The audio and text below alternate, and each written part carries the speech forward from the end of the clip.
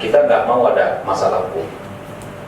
Hasil kajian nanti diserahkan ke kami, apakah kemudian secara hukum ini memang tidak boleh. Ini dalam konteks evaluasi menyeluruh secara komprehensif.